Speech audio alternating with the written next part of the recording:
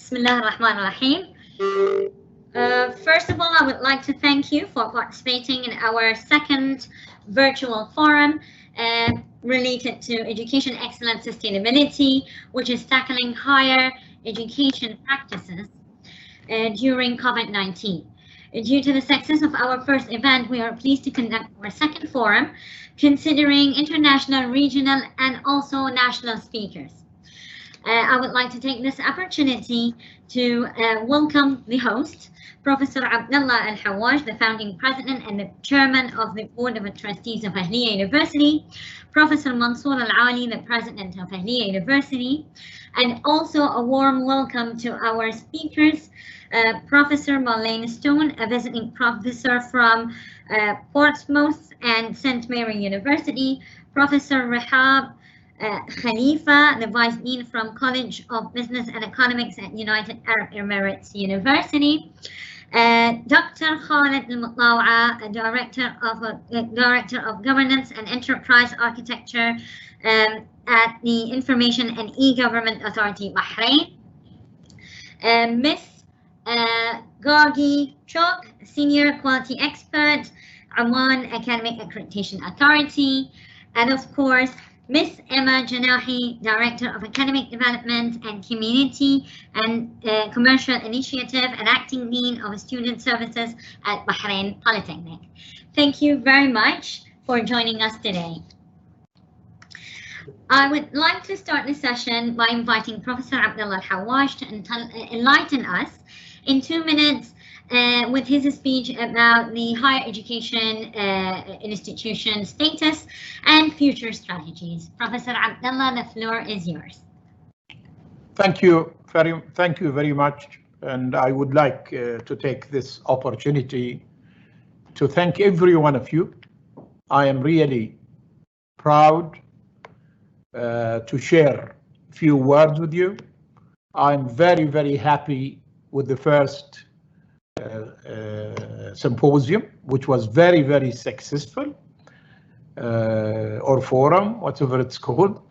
And I'm really happy to see all these faces, and especially some of them we know them very well, and some of them we've met them. So I'm really happy to see Professor Rehab Khalifa. She looks so healthy. So inshallah, I touch wood, yani. And of course, all the others, you know. And I would wish every one of you really, inshallah, to be safe from this pandemic. But, you know, it's a very important. We have been always, as academics, are ready to face challenges. And we have always talked about problem solving. So we are there to solve problems, you know. But I don't think we ever had a challenge is greater than this challenge, you know, this pandemic, and what's going to happen after the pandemic, you know. So, but still, I had a few interviews here and there with the newspapers, with the other social media. And so one thing is certain, that we need 3 things. We need the air, and we need food, and we need education. So it's very clear that education and investment in education become a must. Maybe at one time we were thinking, are we overdoing it? I don't think we are. And when the pandemic came, we found out that countries who invested in technology, countries where the infrastructure were there in ICT, they were able to move immediately to the alternatives. And of course, this is countries-wise the same in universities. Universities who had proper infrastructure and proper training for staff were able within very short time to convert from face-to-face teaching to online teaching. And we started seeing results, you know, And I'm very happy to say that some of our students were wishing that things goes on all the time, because they started having, you know, the pleasure of looking at the lecture, recording the lecture, repeating it again, and the interaction also happening during lecturing. In fact, some students were telling me we started attending more than before, you know, and I'm happy to hear this. But now the question, which is very, very important for us as academicians, what will be education post-pandemic, if it will ever be post-pandemic? We may have to live with the corona for many, many months or years to come, and maybe something else. So we must be busy to define a new baby. And how is that baby going to be? The size of it, how it's going to look. I feel very certain that online teaching will be a part of it, and it will become a must. And so that's why I have a school also, and I've requested my teachers at the school to make sure, even when we go to online teaching, that 10% or 20% stays online. So this becomes, and it will solve a lot of problems. You know, we always used to say that, well, there's poor countries who may not have even the internet, they may not have Wi-Fi's, they may not have, but it became very clear that the future of education is changing, and a part of it should be based on technology and IT, you know. And so what's left, we have spent so much in technology, we have spent so much in infrastructures, but there is one thing which we should supplement it, which is make sure that the users of technology are equipped and well done. And that's the reason why I think I would like to emphasize more on the training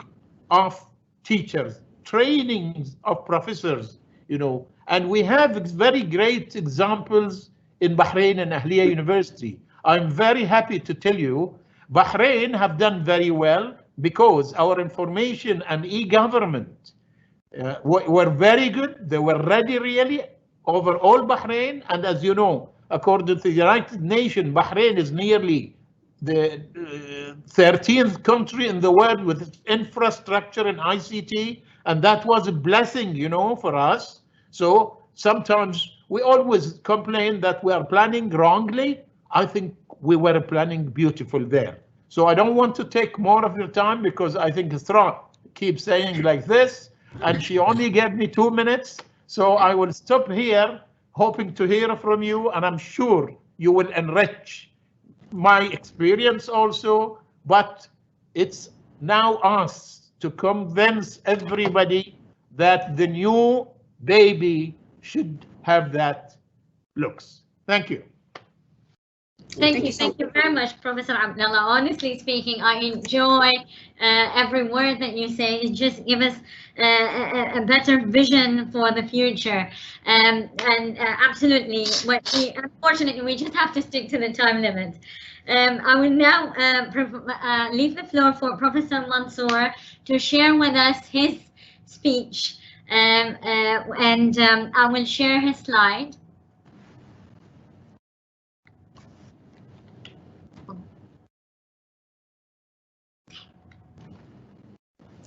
Can you see the slide clearly?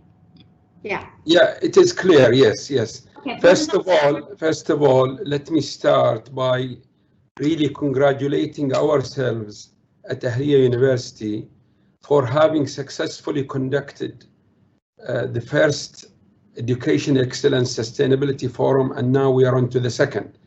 And there is a plan to go to the third. And I want to use this opportunity to thank Professor Abdullah for his leading remarks and vision about the way we should look forward and the way we should move from this stage and assessing Bahrain situation. I also want to thank Dr. Isra for making all the efforts of following up with all the speakers and setting the platform in action. Really, I decided this morning to create this slide because of the following reasons. I was just going to say a few words. Then I asked Dr. Isra, I think I will need 6 to 8 minutes.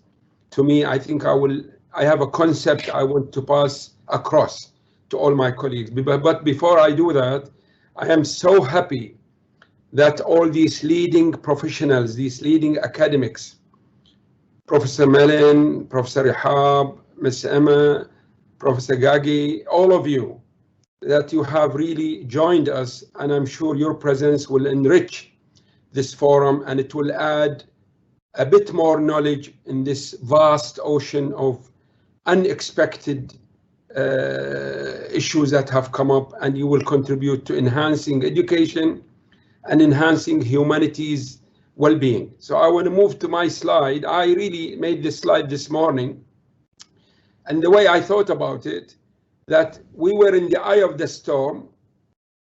Everybody was taken by surprise. There was panic. For generations, we were used to this face-to-face platforms. We took everything for granted. The way we teach, the way we deal with our students, the way we keep classroom discipline, the way we put results, the way we assess, the way we monitor, the way we counsel, the way all of this was part of us, an integrated system in any university. Ahliya really pulled all the resources, and I'm happy to say we've really succeeded in transforming from face-to-face to online teaching, and we have all the evidences and results. But today I will put that behind me, and I want to talk about the slide in front of you. What I thought, as you can see, there are 3 key issues on the left and 3 key issues on the right. And in the middle, I have put management and monitoring. This is what relates the 3 issues on the left with the 3 issues on the right. Management and monitoring, and this is bound by, in black there, cost and planning. This is what relates all these 6 key factors. I could have added 6 more minor factors, but I insist that I think these are the factors which I want to pass to you to consider wherever you might be. Let me just take you, how do we transform from face-to-face to online teaching and learning? Have we really succeeded? Or have we made a lot of assumptions? I think everybody around the world, this is a new experience, and a lot of assumptions were made. Let me look at assessments. There was a lot of talk about continuous assessments. But what does continuous assessment mean? How do you conduct it? What is the approach? There was a talk about incremental assessment. That means you start with easy assessments and you build them up. Then there is the issue of instrumental assessment. This assessment is an instrument for something else. Then the biggest challenge of them all, what do meaningful assessments mean? This is related to students, this is related to faculty, this is related to ILOs, this is related to program ILOs, this is related to student confidence, how we conduct our assessments. I think we need to research in this a bit more and assess it and evaluate it. Then I move to the left, again, the second key factor, which is the skills. You know, in all courses, we pass the knowledge depending on the course, technical skills, practical skills, analytical skills, knowledge skills, research skills, soft skills. How we really successfully manage to transform from face-to-face to online and put all of these into considerations and measure the success factor by which we actually achieve this, I think this is an area for research and an area we should really look at. That leads us to the ILOs, the course ILOs and the program ILOs. The sub-factors of these is graduate attributes, employability skills, the attitude of the student. I think we polish the attitude of the student when they are face-to-face. Can we polish the attitude of a student when they are seeing them on the camera? The commitment, we encourage them, the motivation, the dedication, the vision of the student, the interest. We develop them when we are face-to-face. In the absence of this face-to-face, we need to go and identify new means of achieving these. This is the left wing of my article or my presentation, and I hope it can be made into an article. On the right-hand side now, as I said, all of this it has to be bound by management and monitoring and controlled by cost and planning. I go to the right-hand side, and yet I have more challenges and serious challenges supporting those key factors on the left. I see student environment. It's a shock. All that we have studied and talked about student environment and that we provide, it has changed with this storm.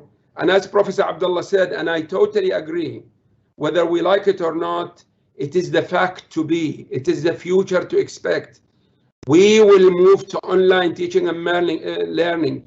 All these technology companies will go and develop these very sophisticated artificial intelligence driven sources and resources and softwares to enable us to achieve these things. So it is us as educationalists, we need to evaluate this transformation process. We need to study it.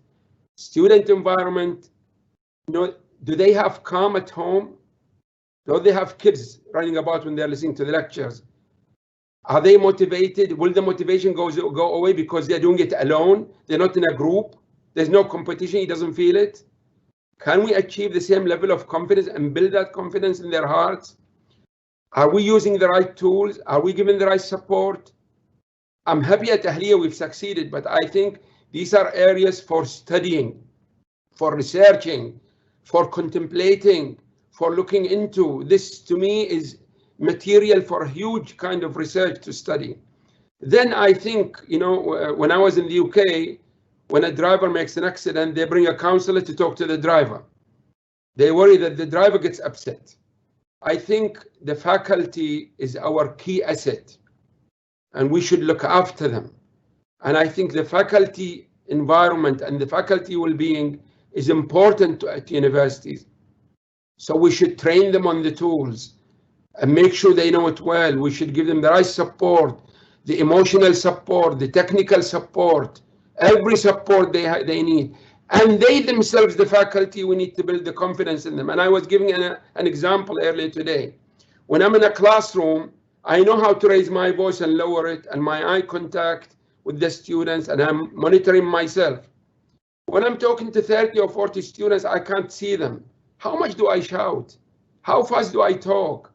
How do I know I've said the right things? And in this area, I can really say a lot how we should conduct ourselves in an online classroom. And finally, I will close down before Isra tells me to stop.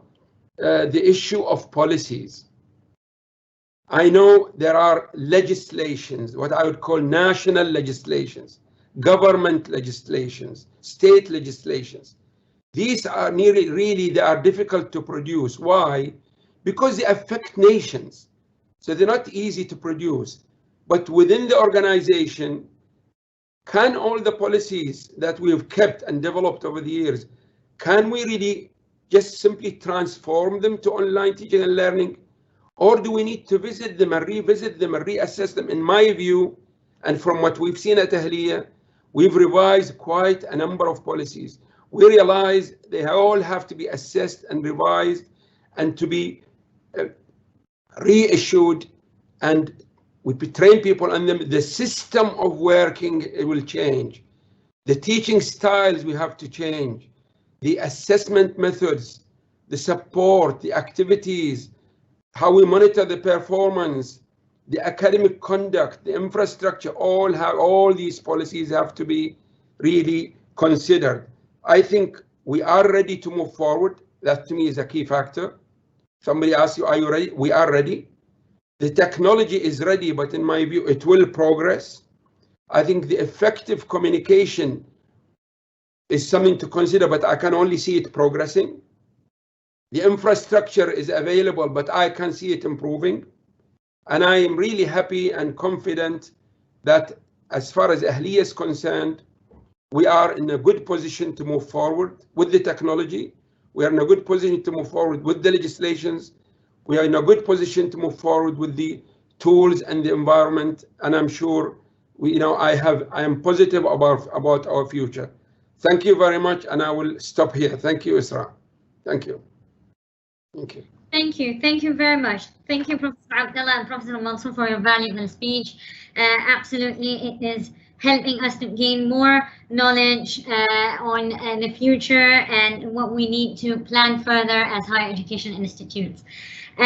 We now would like to gain more insights from the speakers, from their practices and their plans, and also their challenges, which I'm sure we as education providers, we need to discuss the way forward in terms of the way that we are delivering our teaching and learning, and the way that we measure our quality of teaching and learning after COVID-19. I'm sure you all agree that there has been many questions about how do we assess the practical learning of online learning, and also how do we ensure that the employability skills are attained after the online learning, and how is it being assessed. So of course, UNESCO have considered this as a new age of teaching and learning, and they are emphasizing on how do we sustain it. So how do we sustain it in terms of actions and in terms of goals? So I will now leave the floor to our first speaker, Professor Marlene Stone, to give us his speech. I'll be sharing your slides. Thanks very much, Esra. Can you hear me okay? Yeah. Fine, can hear you loud and clear, yes. Perfect. So yeah. I'm an education terrorist. I have spent only a third of my life in universities teaching, and I've taught at around 13 or 14 universities in that time. So if you're a good statistician, you will be able to work out that I didn't last long in most universities. And that's probably because I believed in telling the truth about what they were doing. So my research is about what happens to industry when it gets challenged, and higher education provides a very good case study of that. So let's look at the issues on the first slide, Ezra. So the problems are, I think, well known. In higher education, it's not just about this first group, teaching methods, use of digital materials, the competence of lecturers, although I would say that the stories that I'm being told by students and also by parents of students who for the first time are seeing what their children are being subjected to in terms of high quality learning indicates that some universities have made the transition very well, but others haven't. But it has left us with this second group of problems, which is a substantial questioning of value for money, of the honesty of universities about what they deliver, their level of customer service, particularly when delivered digitally, whether universities and lecturers can cope with change. There's been massive differences, and often the highest ranked universities in terms of research have proved to be the worst at managing the change to digital. Their comfort with the online world, both in terms of the technology, but also the people working with the technology. And also whether these great researchers who are teaching in the leading universities are actually managing to translate their research into useful teaching. And my judgment, and it is, as I say, conditioned by my own slight skepticism, is that there's quite a lot of denial about whether universities are coping well, and there's a desperate desire to return to the old normal as soon as this epidemic is over, although I take it as granted that it won't be over, as the previous speakers have said. So let's move to the second slide and think what we can do about this all. The issues raised actually match my research areas very well. Misinformation, I publish on misinformation and lying in business and projects. Business model change, big problem in the higher education sector, because business model change is largely premised on the fact that new companies with new models can come into the market. And in higher education, that's very difficult, partly because the customer, the student, believes what they're told about the people who run the old models being the best.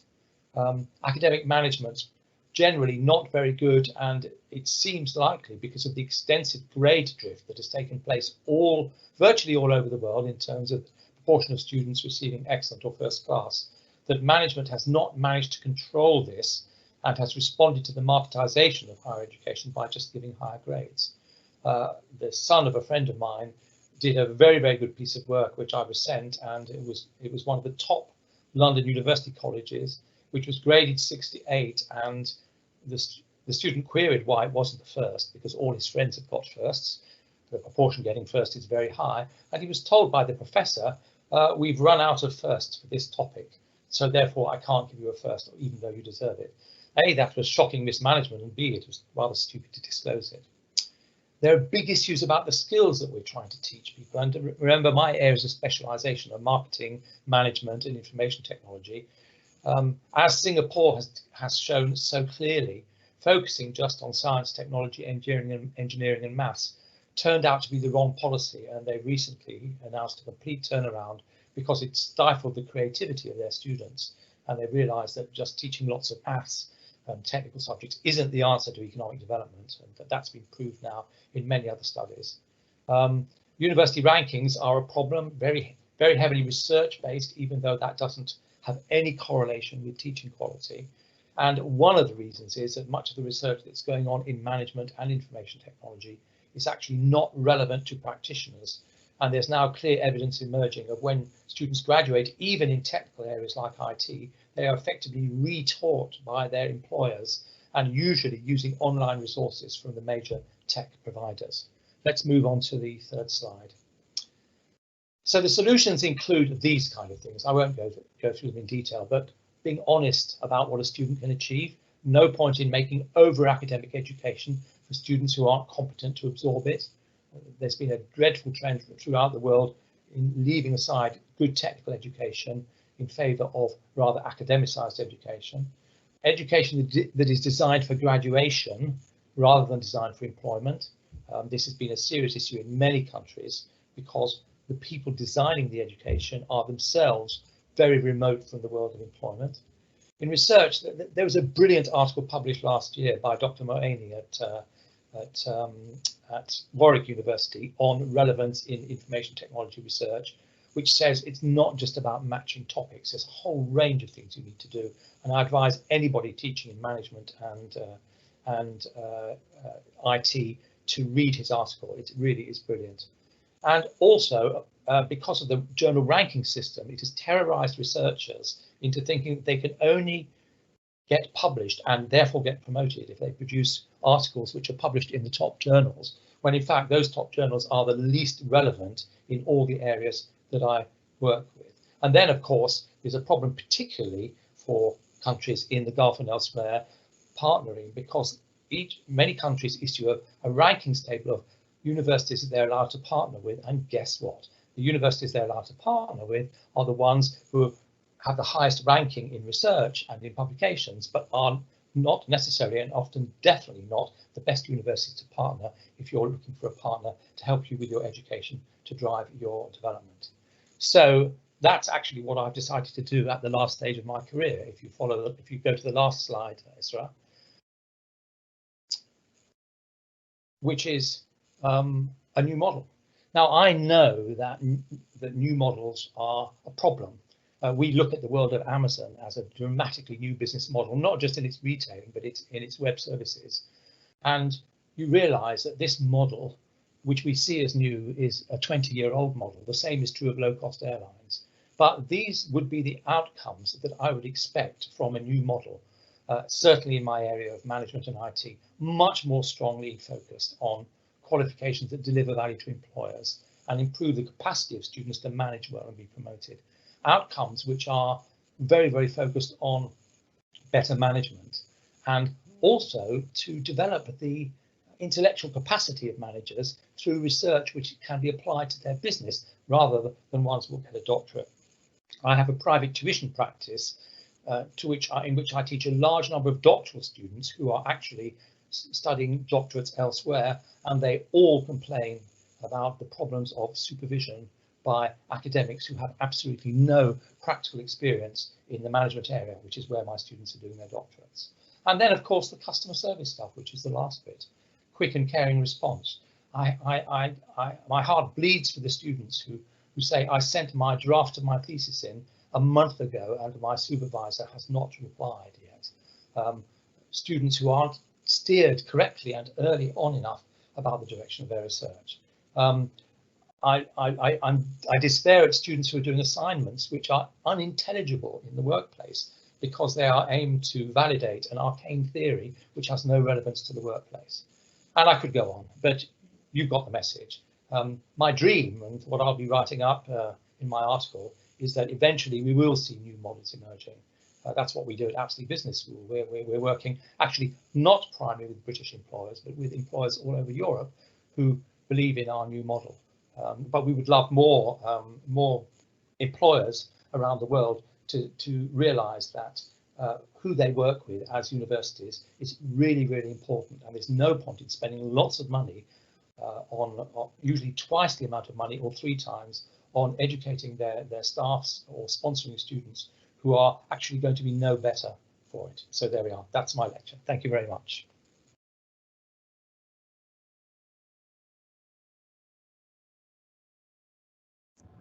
Thank you very much, Professor Malin. Thank you very much for your interesting speech.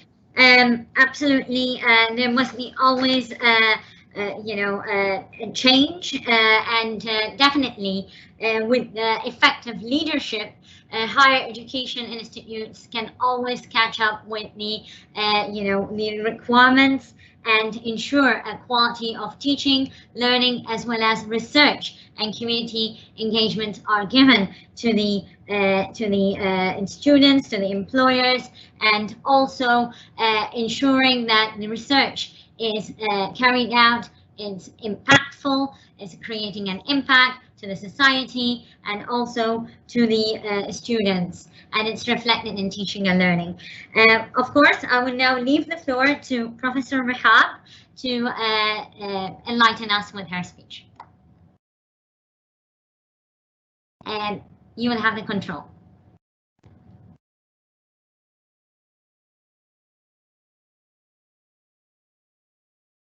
Your mic. Hi there. Do you see my screen?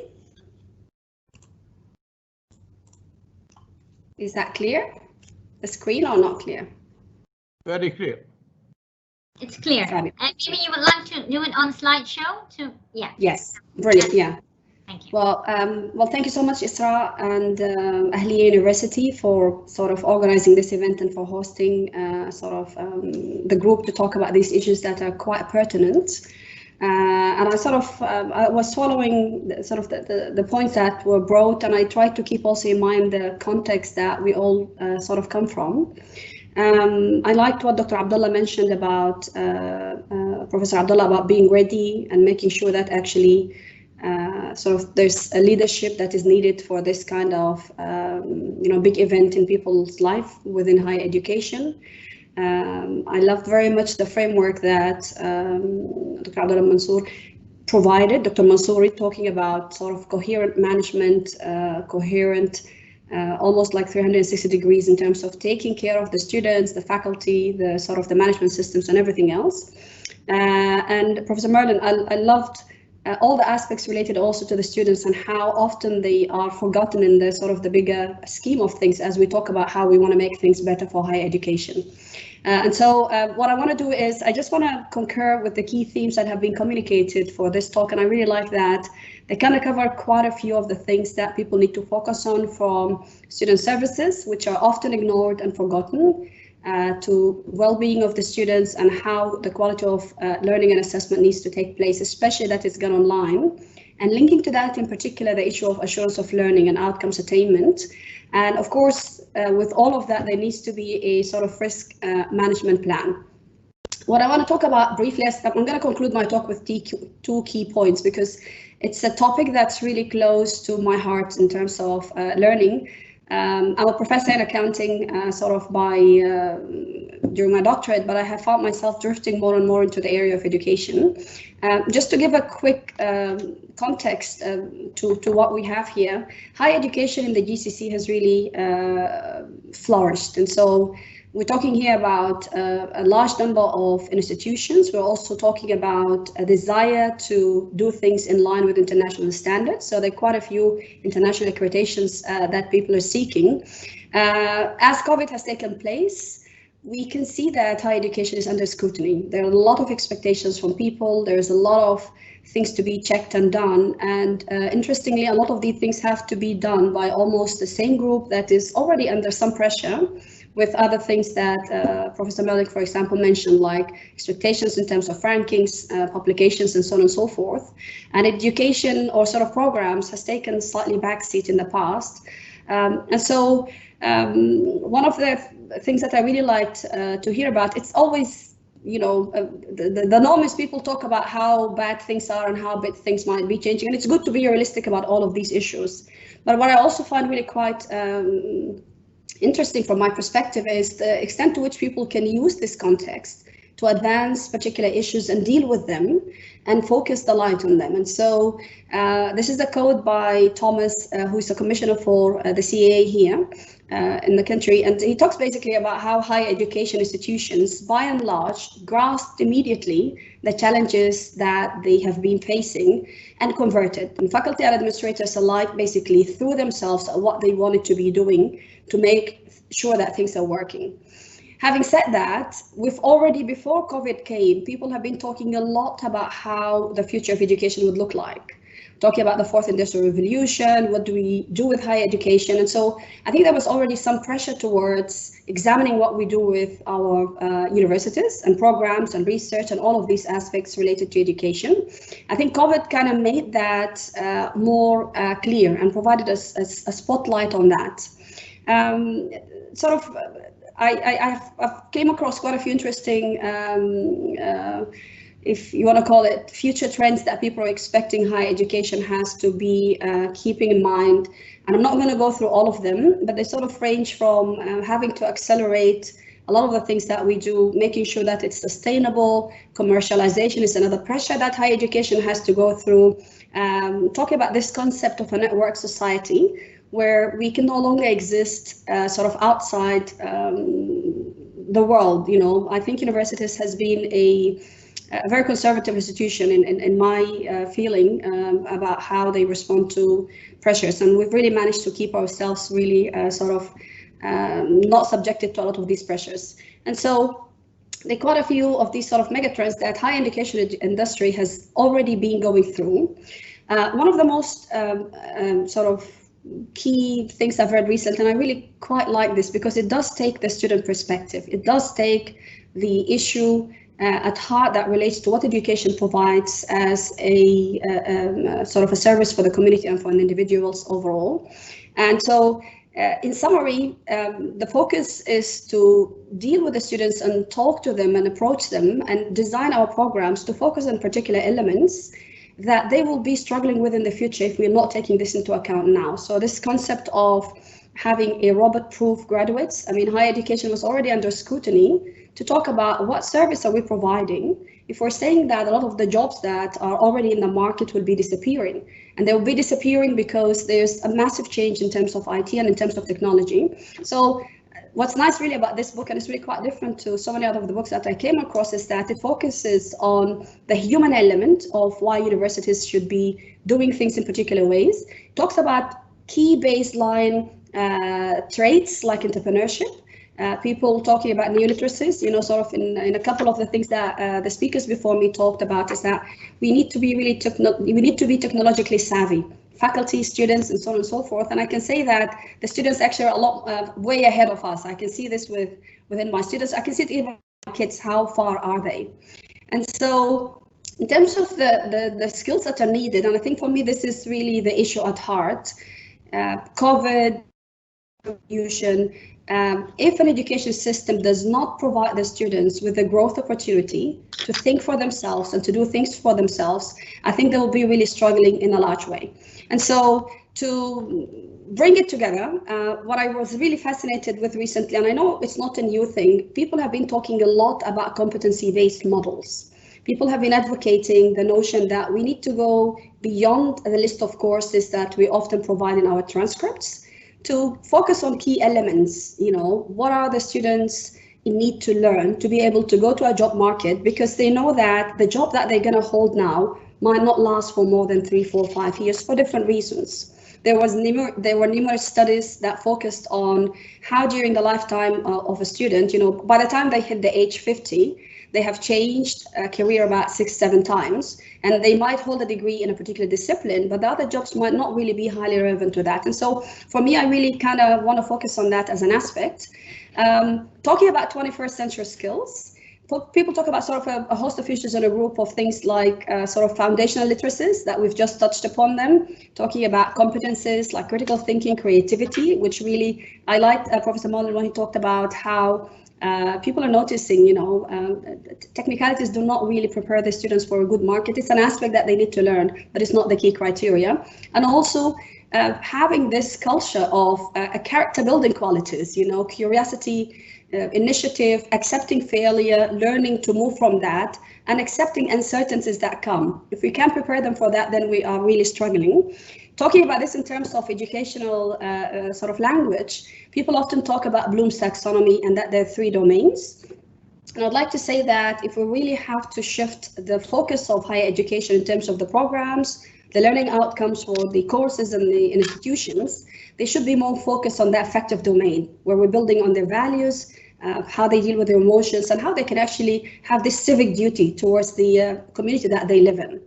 And so I'd like to sort of conclude by talking about, I know it's a little bit cynical to say this. There's a quote that I'm putting here that Churchill sort of used, but it's in a different context, different time, about never letting a good crisis go to waste. And I keep saying this a lot to my colleagues here.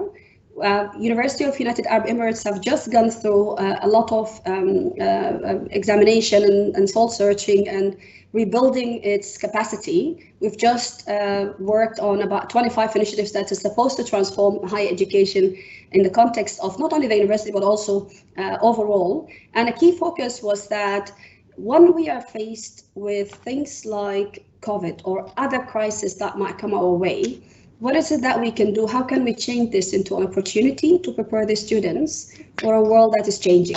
So I give a perfect example. We had internship students that were returned by the industries because people had to have this social isolation. And the question was, well, what do we do with them? And so that actually made faculty, students, administrators put together a framework to say that, well, okay, hang on a minute. If you're talking about the students being able in the future to work from home, or sort of do things in slightly different ways or even more drastic ways, how can they add value to these organizations without having to physically be at these places? And that means a host of new things. Communication and how it has to be understood has changed. Cultural sensitivities that might not have been really at the forefront of doing things now is becoming a crucial element of that.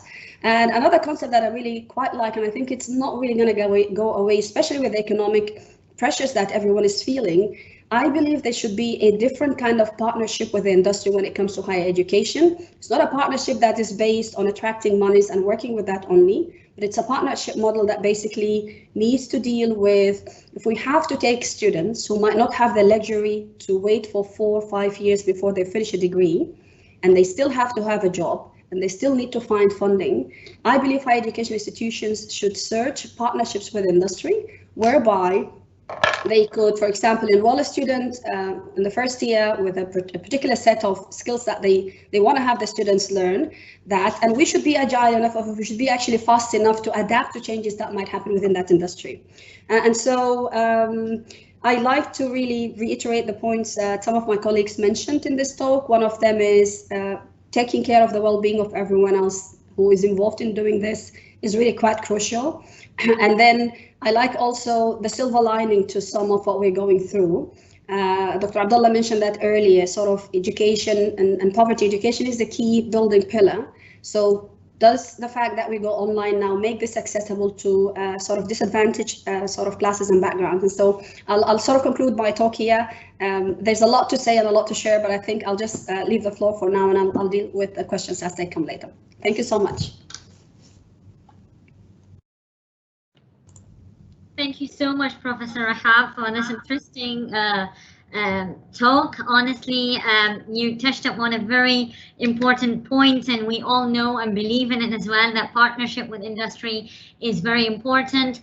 Commercialization is very important, and also partnership with industry will resolve many issues that we are really tackling right now, such as employability, market needs, and how we integrate all these and revise our programs to catch up with all the market requirements. So absolutely, we all believe in that.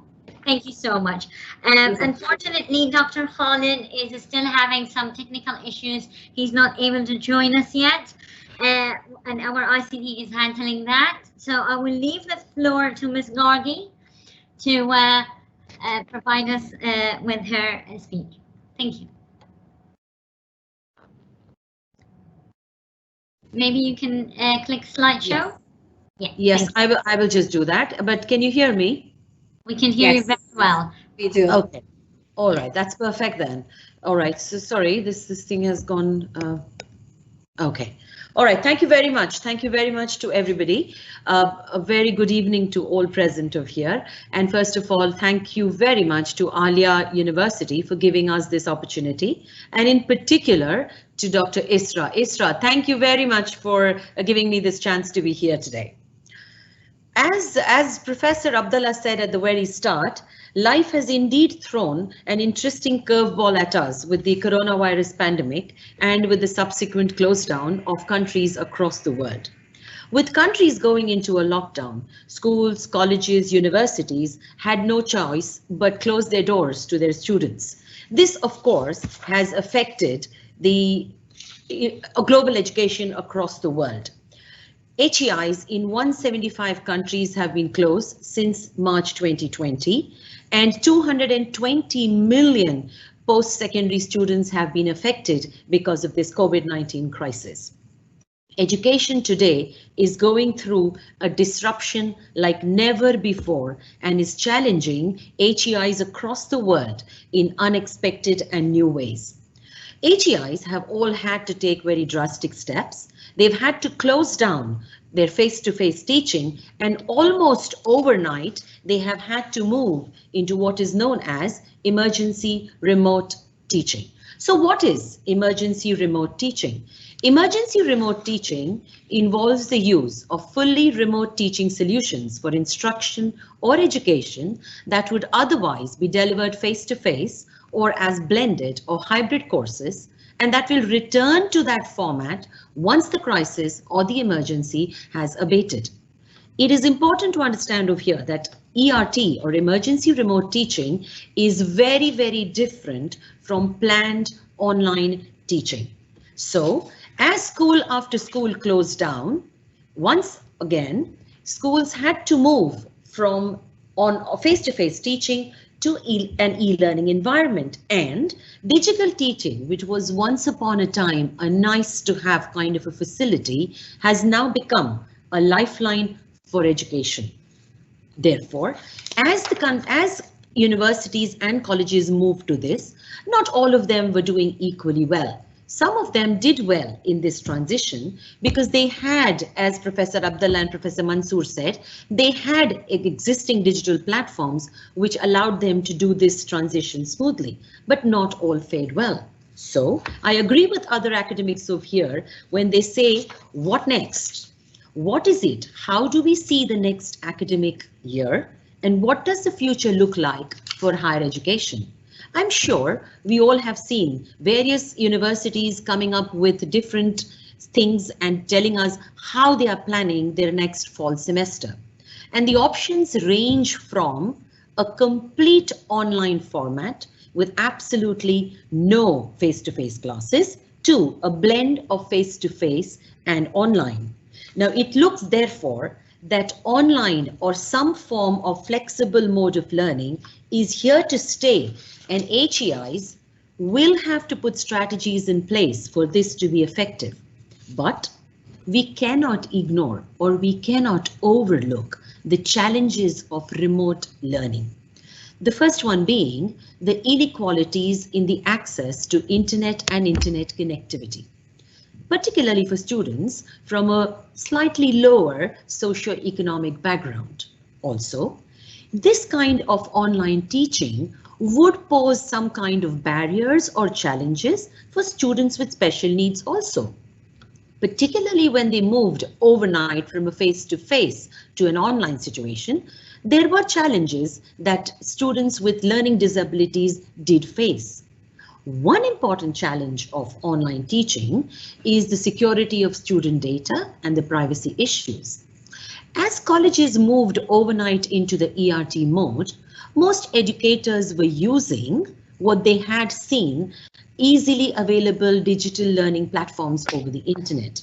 Now, most of the educators were not really trained in the use of these digital platforms and therefore were not really aware of these kind of privacy issues that were associated or that are associated with these digital learning platforms. And of course, not last but least is that not all programs can be supported by online learning, particularly lab-based research programs, medical programs, etc.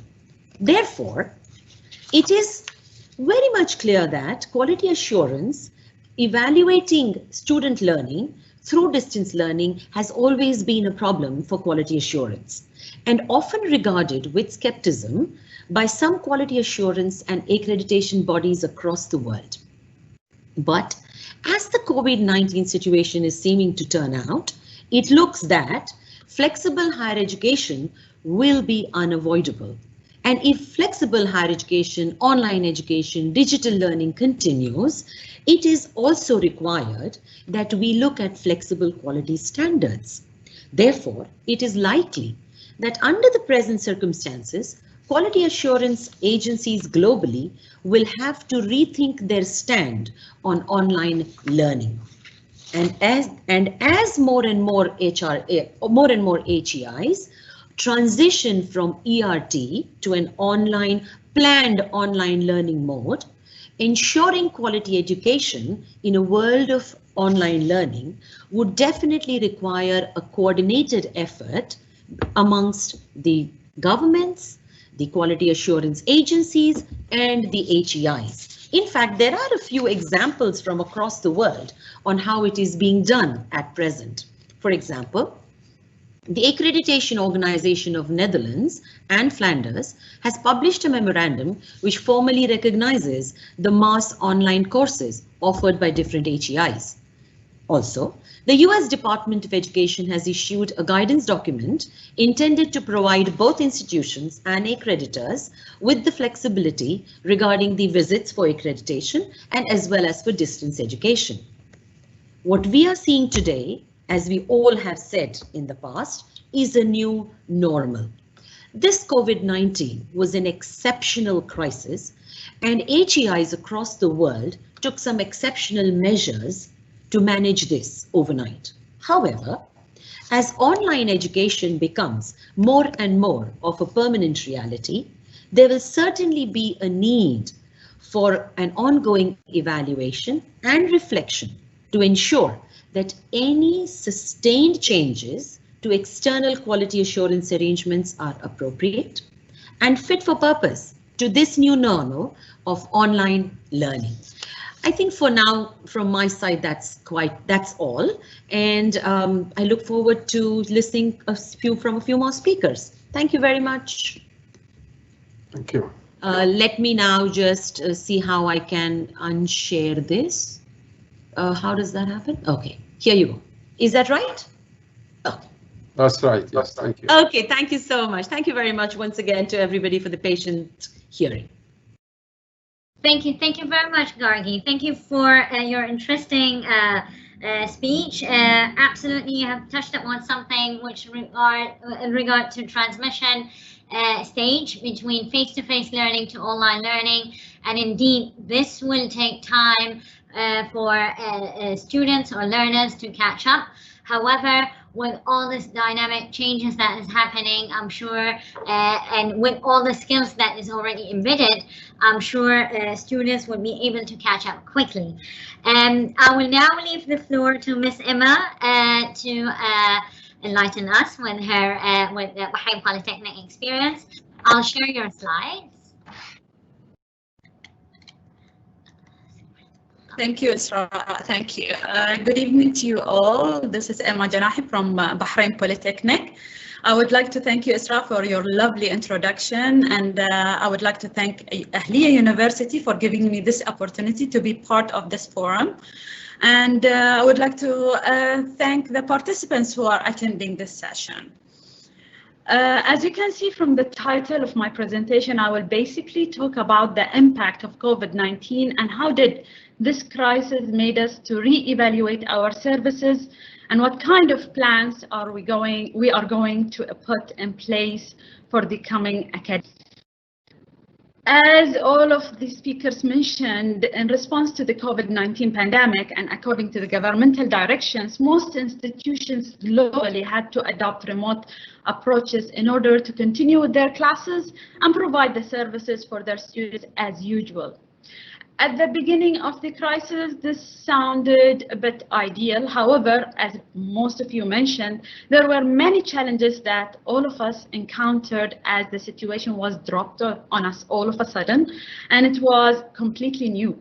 And as you know, as mentioned by Dr. Rahab, education is one of the slowest sector, or I would say most resistant sectors to change comparing to other sectors like, for example, health.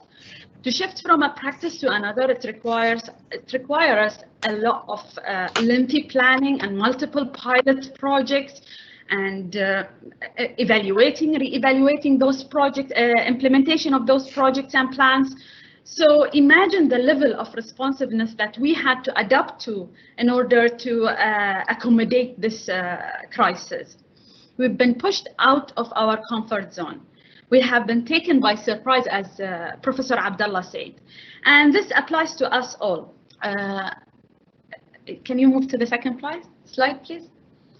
But before talking about our plans, let me shed the light on who we are, what do we do, and what are the expectations that we have to maintain and meet as a directorate, even during those difficult times. As any other student services directorate or department, we believe that students should receive an equivalent and comprehensive learning experience from us, as well as the welfare and growth of those students are the core objectives of all what we do at the institution, starting from the strategic plan, ending to the services that we provide. We have multiple services that cater for all kinds of students, ensuring the learning experience at the Polytechnic optimized. But that was somehow disrupted. As I mentioned earlier at the beginning, we were responsive, not proactive, and that was not a choice for us. We managed to change our processes and business model to adopt remote approaches according to the institutional capacity and resources available. So, for example, we had to change the process of providing academic advising, process of career advising, intense support for students at risk, following up with students who have different learning needs, by shifting to whatever was available at that time, such as Teams, Zoom, Big Blue Button. Those actions were justifiable at the beginning, but then we were not prepared for the situation. But now, after the end of the semester, aren't we supposed to evaluate ourselves, reflect, and see what we are supposed to do? So what we have done as a Student Services Directorate, we started asking ourselves those questions. Would those measures that we took place back then would have the same effect on students attending those sessions physically? Should we continue those interventions that we took at the beginning of the crisis, or we are supposed to change? And if we are about to change or need to change, what kind of change we should implement?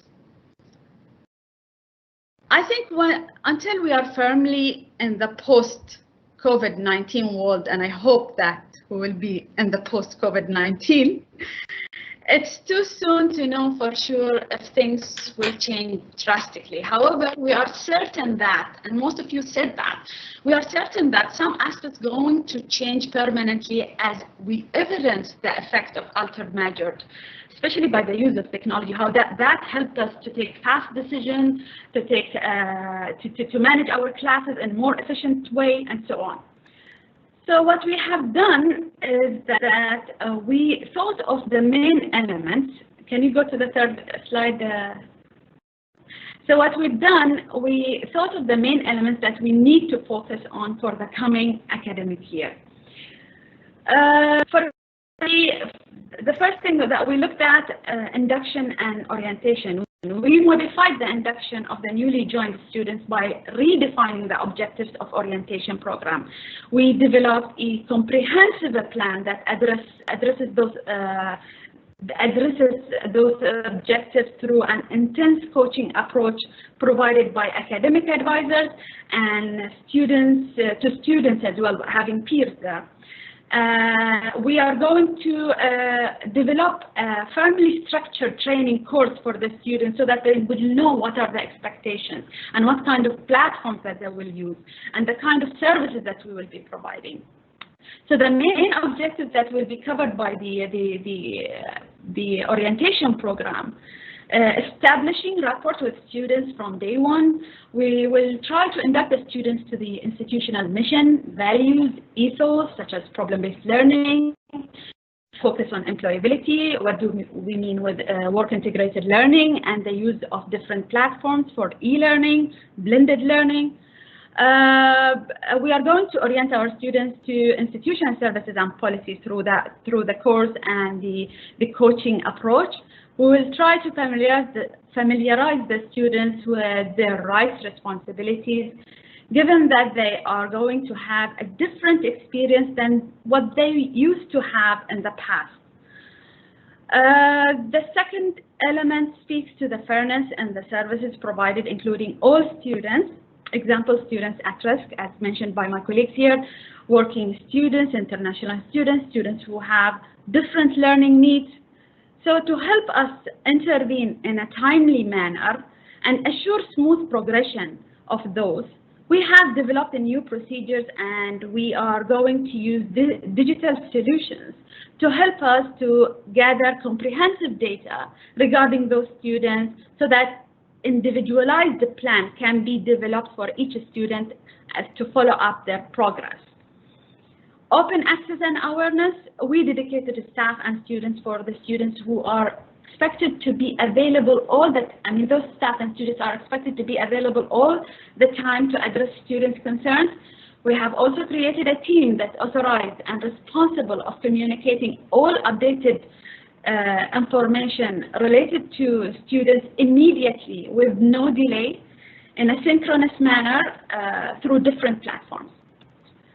In terms of follow-up and support, as I mentioned previously, we are at the stage of implementing a fully developed system that will provide us the right data regarding different types of students and help us to develop the kind of relationship with those students so that we can manage their progress collaboratively with them through coaching, as I said, and through measures that will enhance their self-belief, self-efficacy, because to us, this is the real student-centered approach where students are expected to be in charge of their learning and their beliefs of themselves will help them to perform and achieve better. We focus on developing those beliefs and then so that we implement the idea of that you are able. As a student, you are able, even if measures have changed. Finally, I would say higher education institutions are as good as their lowest performing students. Success shouldn't be built on outstanding students who came into the institution having the right learning skills. Success to me, when the most struggling students get the right pastoral support and manage to progress in their learning journeys. So thank you. Thank you.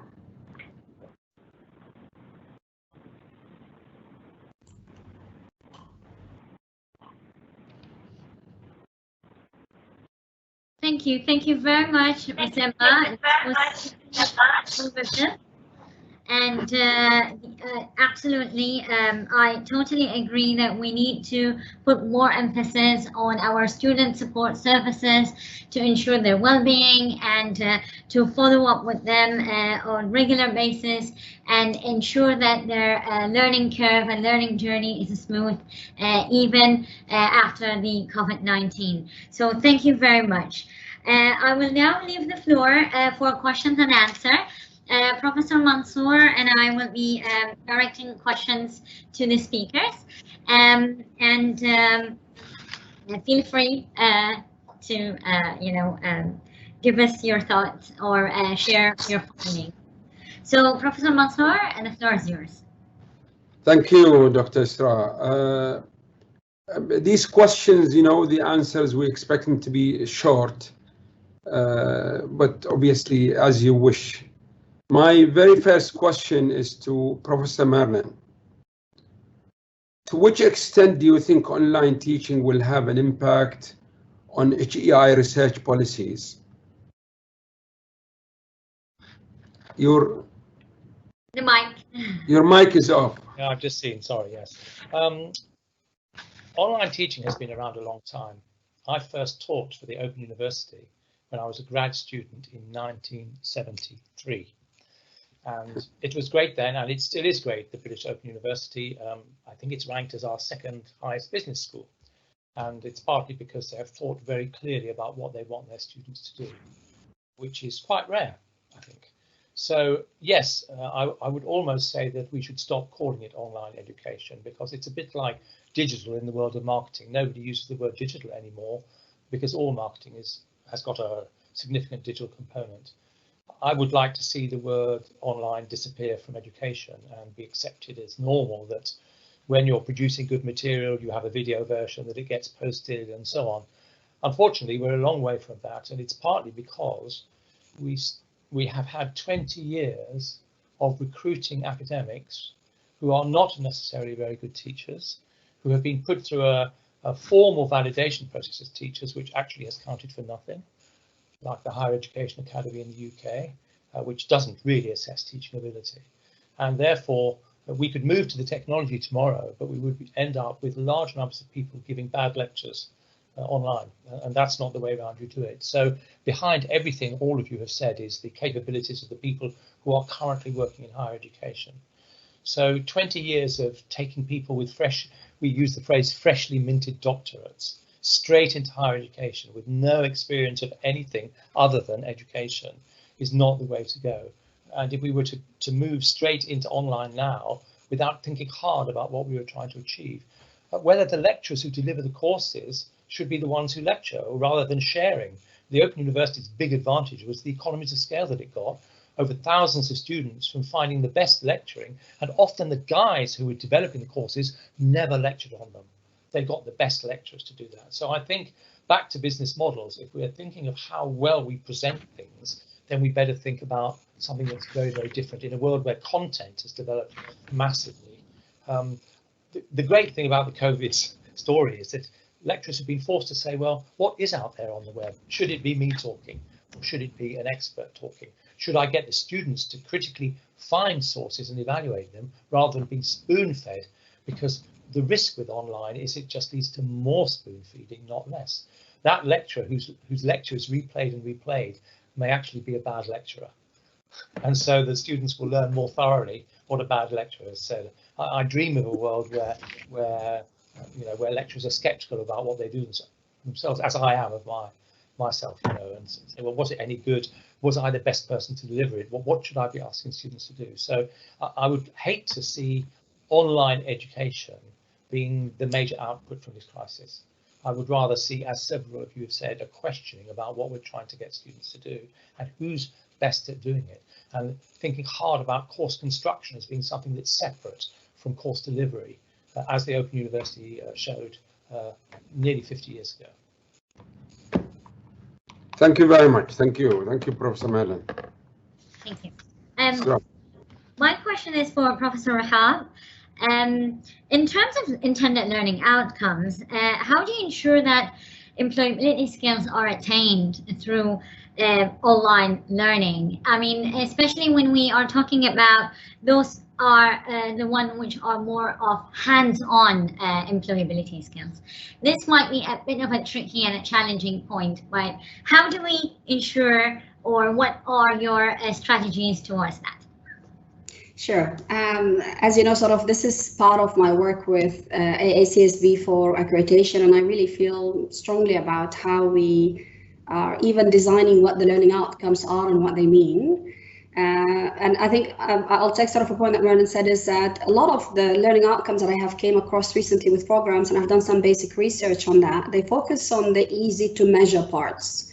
So even with knowledge, it's a technical aspect that is about recalling facts, so even if you can sort of push it as much as you can, it wouldn't really go a lot beyond that. And so I think it's really quite crucial to, even before COVID, there were quite a few challenges in terms of how we define the learning outcomes.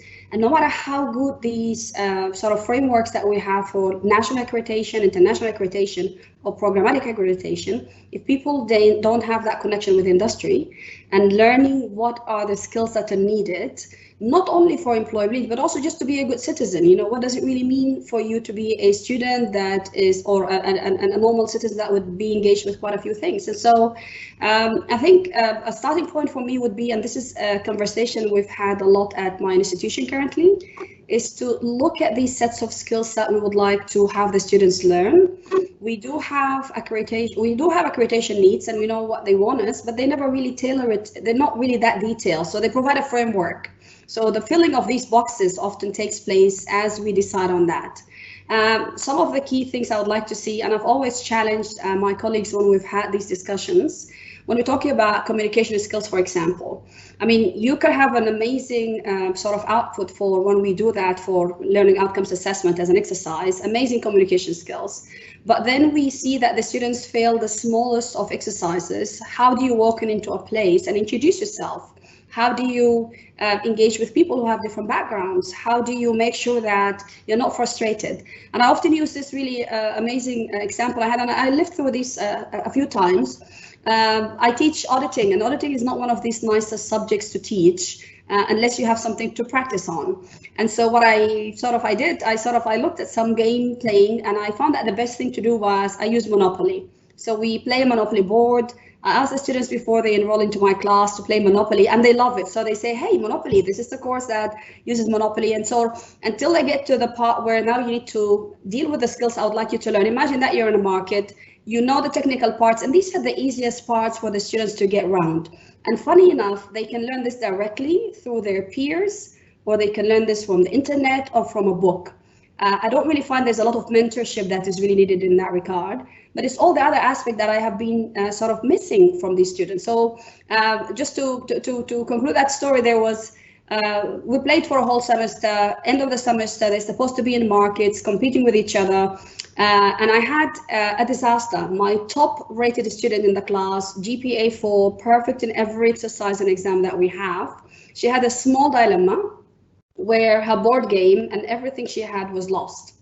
They play the physical one, and so it was really quite interesting. We had this discussion in the class, and the nicest solution came from a student that I would not rate her following academic norms as a top-rated students. GPA not really that great, not interested almost sort of in the subject, but she sat there and she had this spot-on comment about, why didn't you do this? So basically she was talking risk management language without using the technical terms. And she said, we've done this, but hey, and sort of the attitude of taking that and working with it, that was really quite different. So I think when it comes to learning outcomes, higher education institutions need to not only look at what the market needs, because I also believe that higher education institutions and university were leading the way. If I look at particular areas like accounting, there was a close affinity between what happens in the industry and what happens in in the university. At some point, there was sort of this separation between the two, but I would go a bit beyond learning what goes in the market to saying that perhaps universities should lead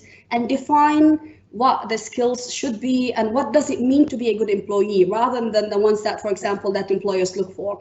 And so just to sum up, I would say a good look at what we really want our students to be like. We should imagine them as colleagues. We should imagine them as neighbors. We should imagine them as people who actually also serve us for the jobs. What is it that we're looking for?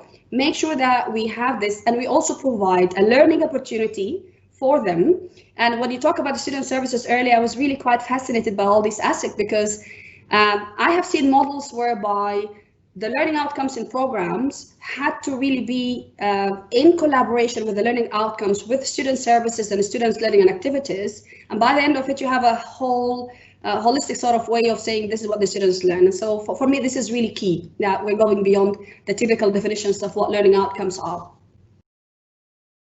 Thank you. In the absence of Dr. Khalid, anyway, my next question is to Professor Abdullah. In your opinion, to which extent the Kingdom of Bahrain is ready in terms of infrastructure and procedures to continue to deliver online learning, and what do you think the strategy should be in this direction? Thank you very much. There's, of course, it's a very, very good question. I was just reading in my mobile that tomorrow, I think at 4:30 also, we have another forum, and Ahliya University is inviting Mr. Mohammed Al-Qaid, who's the CEO of our e-government, and we want to ask him, I think, mainly the question I'm being asked now. So I think really Bahrain, we're lucky. We have invested properly in the infrastructure and in the ICT.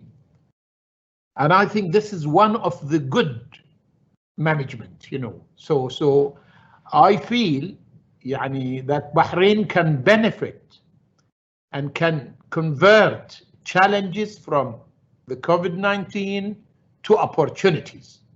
And I'm going hopefully tomorrow to be asking Mohammed Al-Qaid, I think we should work with the e-government to have a common platform for all universities and probably schools and to be strong, because putting all efforts together, I always dreamt. Many years ago, I keep saying dream. Bahrain is a very small country, but the hopes are very big, and we want to do something. And I keep saying in many aspects, I'm dreaming of converting Bahrain to Boston of the United States of America.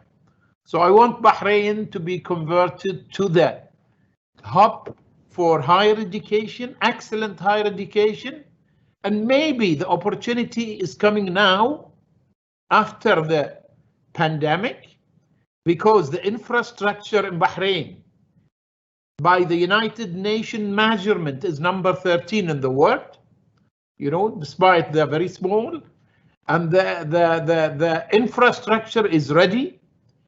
And we have in Bahrain, Professor Rahab discussed how many universities in the UAE from 5 in 1990 to 80 something in this.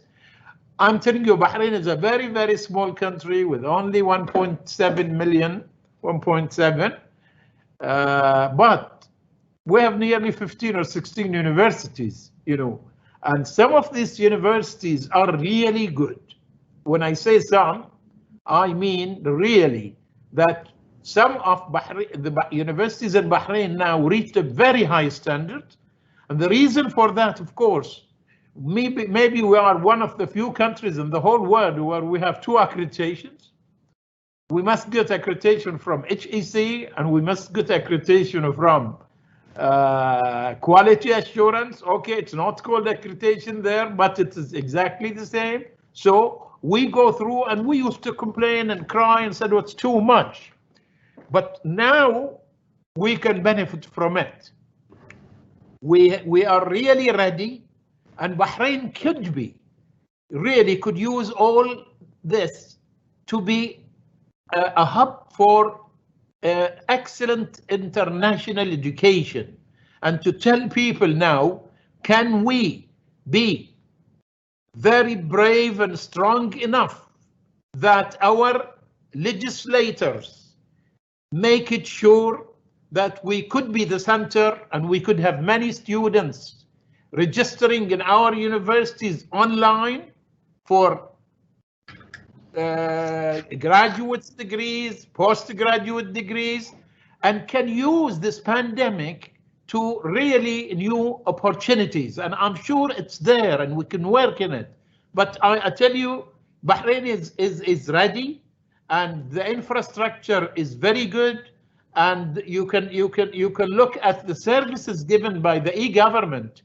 It started with 4 services 10 years ago, 2008, 12 years ago, and now it's nearly 400 services is done through the e-government.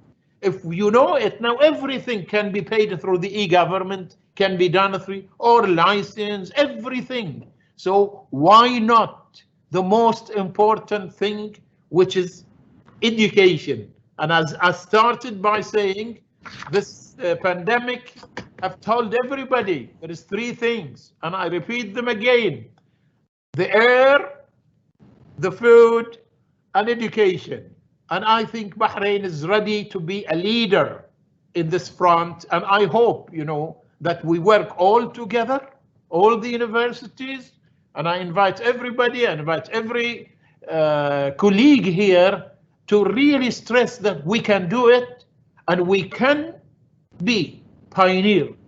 So this is how I can see that the infrastructure are ready in Bahrain to do, and we can do it, and we have the will, and we will make sure we will go ahead and we'll try to fulfill it, inshallah, by pushing and pushing. You know, at the end, we can do it. That's what I have to say. I am very optimistic, and I hope that all of you, because we've gone through a very scary period. Really, it was scary, but it looks like, you know, we are managing to go through it, and we must really learn from it and do what we think is the future, you know. Thank you. Thank you. Thank you. Isra. Okay, my question here is for Gargi. And the question is, you have mentioned in your presentation that higher education needs to set up strategies for online learning. However, from your experience in quality assurance, do you think there is a need to set standards for quality assuring online learning, whether it should be internal standards or it should be an external standards? Thank you very much, Isra. Well, if you look at it the way Oman has designed its external quality assurance activities and our institutional standards accreditation, the way we've designed the standards, it has been in a way that we've looked at it as education. And as Professor Merlin said, we've tried to take away the word online. We've looked at education, and online is just one other medium of education. So in Oman, our quality standards, the standards that we've put in place, we don't really need to make any changes to those standards, because we look at education, whether it is delivered online or it is delivered face to face. So it's like what marketing is today. Digital is part of marketing. But yes, institutions definitely will have to, they will have to ramp up their entire IT to support this delivery mode, which may not have been used very actively, but as all of us over here have said it, it is something that will continue now forever. and therefore they need to ramp up their technology so that they can support this mode of delivery as well as they have been supporting the face-to-face mode. Just as Professor Rehab said, Professor Emma said, and how Professor Emma talked particularly about how they've worked on student services and the way they are providing student services, they've changed their induction and orientation. This is what institutions will have to do. But that's, I probably have answered your question. Question, Esra? Thank you. You did beautifully. Thank you very much. Professor Mansour? Okay, our next question is to Emma, Miss Emma. You know, the Polytechnic has a special way of teaching, which is more towards the vocational side of things. So during this pandemic, if it continues, how do you propose to go on assessing the teaching and learning and assessments? What are your plans? Okay, Dr. Mansour, first let me reflect on what Dr. Rahab said about employability and how curricular and co-curricular activities should work hand to hand to improve students or develop students' employability. Now, as you said, Bahrain Polytechnic is more of an applied institution where actually we focus on the employability skills of our students, the discipline-specific skills, which is more applied in nature, and the enterprising skills of our students. Okay, so when the pandemic started, we panicked a bit because many of our programs had hands-on elements which we cannot get rid of or we cannot ignore. And what we've done, we tried to do our best with whatever available to address the practical part of those programs. However, that doesn't mean that we covered all the learning outcomes. Being frank, for coming year, for the coming academic year, we thought of that even, of course, we are following the National Committee direction of COVID-19, and we have to stick with the rules and regulations and the precautionary measures that they take. However, there should be a bold decision in terms of some practical elements should be in the program. For example, in our last forum or in the conference that we had at the Polytechnic, there was a question about whether we can eliminate the practical part for the students. Let's say for people who are students who are in nursing discipline and medical discipline, those students need to undergo the practical part, or engineering, for example, they need to meet the learning outcomes that in practical. So decisions at a point we have to live, as Professor Abdullah said, we have to live with the pandemic. Probably it will stay for years. So students who are going to be somehow withdrawn from that experience, now we have to take the decision of allowing them to do it, but with caution and having the right precautionary measures in place. So we are hopeful that the direction will change, and inshallah things will change, and next academic year there will be a practical element. Thank you, Amma. Thank you. Isra. Okay, my question is for Professor Marlene. You have touched upon, staff development and the quality of the faculty members. So in your opinion, what is your one advice as a training required for our future faculty members? Well, of course, it depends upon the subject they're teaching, but the first piece of advice is it's not just a question of training. It's quite clear that in areas, one area I'm researching is project management, which is a very important discipline. And what's interesting about that area, I've discovered, is that many of the faculty involved are themselves experienced project managers. It's almost as if somebody decided that you can't successfully teach project management, which is essentially a very multidisciplinary subject, without having been involved in project management. And you can see that by looking at the CVs of the lecturers who lecture in the subject. And I kind of feel that so long as we focus just on training of the staff, we're going to get it wrong. It depends, it varies by discipline. It's rather like saying, you know, you can't have somebody teach medicine who hasn't been a doctor, or you can't have somebody teach nursing who isn't an experienced nurse. My wife is a nurse and she's been that route. You know, she didn't teach until she'd been nursing for 20 years, and then she taught at Manchester Metropolitan University. I feel the role of experience is very important, but it can't just be the kind of boring experience, the same year repeated many times. I certainly think that in the more applied disciplines, we need to be very careful about this model that has emerged, taking lecturers with newly minted doctorates and giving them a bit of training in lecturing and assuming that they're going to do a good job. I think that's wrong, and I think we should at least have a much clearer view about the portfolio of lecturers that we employ. So it's not just about the individual lecturer, it's about saying, well, yes, of course, there's room for the great researcher who's just done the doctorate and actually happens to be a good teacher, but there's no room for a department which is only composed of people who've never done anything else but be involved in higher education. And then the other part of training is not so much about the delivery of content, it's about them as individuals, whether they function as individuals in the industrial world. So do they engage?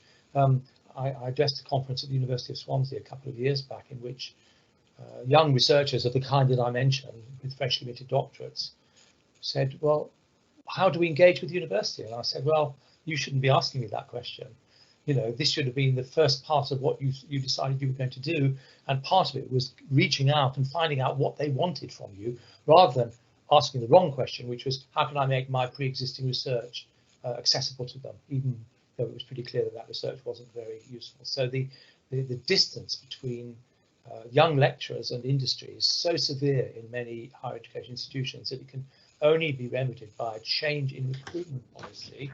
And that may well be helped by the much greater insistence on placement work at undergraduate level, so that students don't graduate anymore without having done a placement. I would love to see more of that at master's level, and even, dare I say it, maybe at doctoral level, where we're saying to a student, you cannot get a doctorate in an applied discipline without having closely engaged with industry, rather than studying industry, which is what they tend to do. They go up and interview them, but they never take part in what the industry is doing. So I think the solution lies in that direction.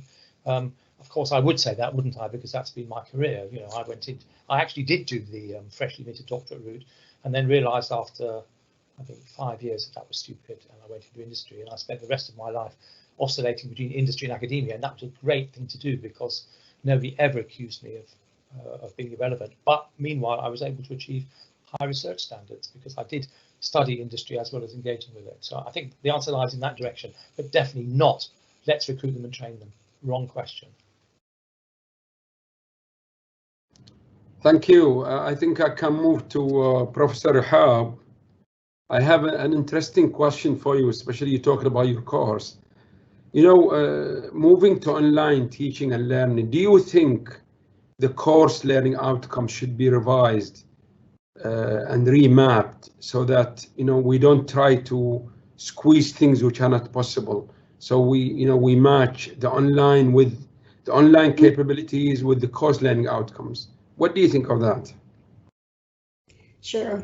Thanks. It's a great question. It's really quite challenging. I think I would start a bit earlier than that.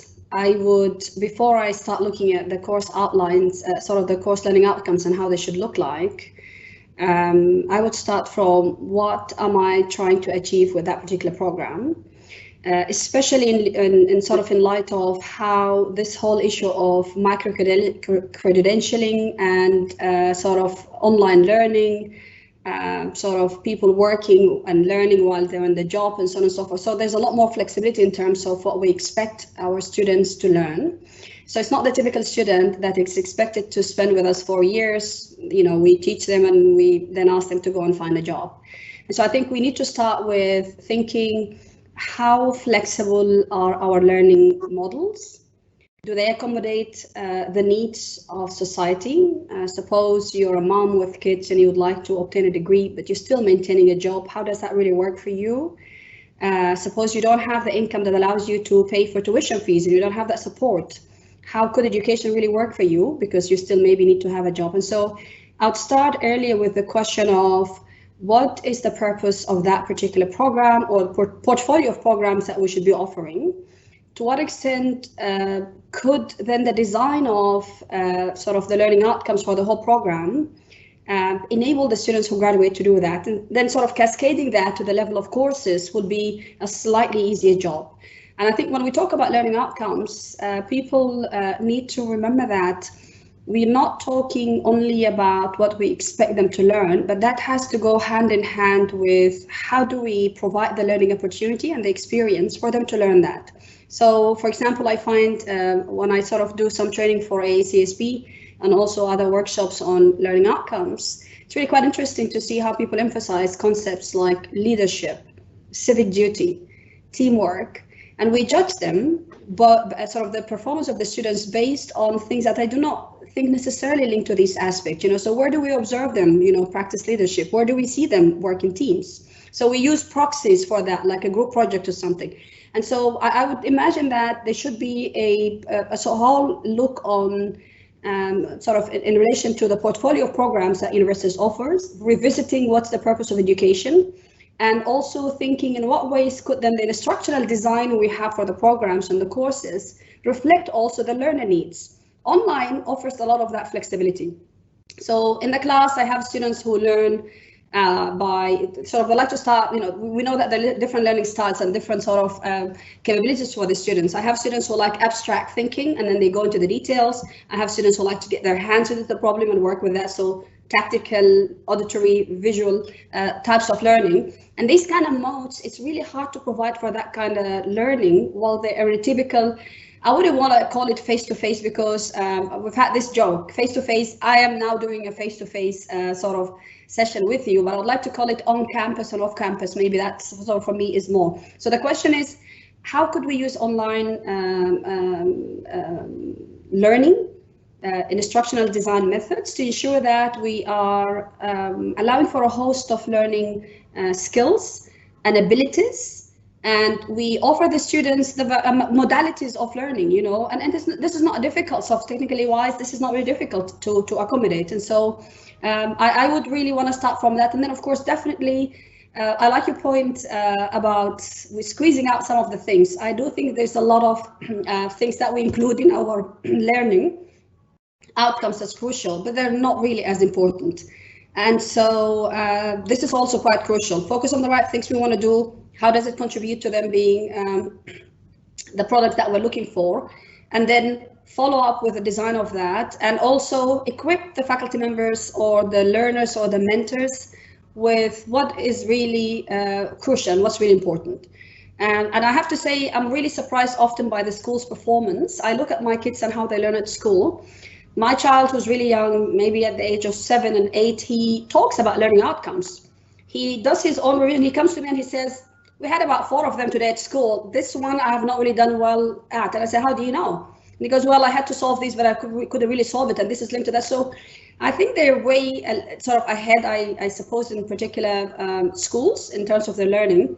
And when they come to university, they find a completely different set of what you're expected to learn, you know, memorize, do this. And I'm not talking sort of about everyone, but I think overall, this is what people tend to think education and learning is about. So I hope that answers your questions. Very good. No, it definitely does. Thank you. Thank you, Professor Isra. Professor Mansour, because we are having a couple of questions from the audience, so you may want to wrap up with your question to Professor Abdullah, and then we can give the audience the chance to, I'll be taking them through the audience questions. All right, then maybe I will conclude. I think that's a very interesting question for Professor Abdullah, and asking him to foresee the future. But because of all your years of experience, more than 40 years experience with higher education, and you have really seen all kinds of changes from basic to advanced. So it is only wise to ask you this question, you know, based on this cumulative wealth of experience and having seen a lot, and also being the chair of the Arab Society for Private Universities, or Arab Association. Board, and I think, yeah, and the and being a member of a number of international boards and bodies and societies, and the latest one is that you have been elected to be the Vice President of the World Technology University Network. And because of that, I must ask you the question. And I think it's a serious question. How do you anticipate education in terms of form or shape will be in 20 years from now? How do you anticipate it? Thank you very much, and I'm still hoping that I can answer this question. And I'm really happy to be asked this question, And the reason why, I was asked in the early 80s, when the GCC or Bahrain were thinking of establishing the Arabian Gulf University. And we had a very big conference in the Diplomat Hotel, And the question was, how do you want this university? اللي هي Arabian Gulf University. It was the first regional university. There was 6 or 7 countries are involved, the GCC plus Iraq and at that time also Yemen. And that was the question. And I was asked the same question. How do you see it after 10 or 20 years?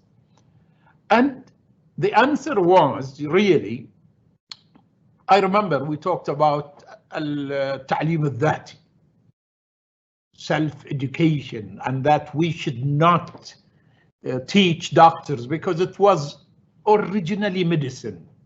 And we were thinking how to teach medical students. And so the answer was to go down from the ivory towers university to the self-education, and the student and the staff and the doctors should be working together,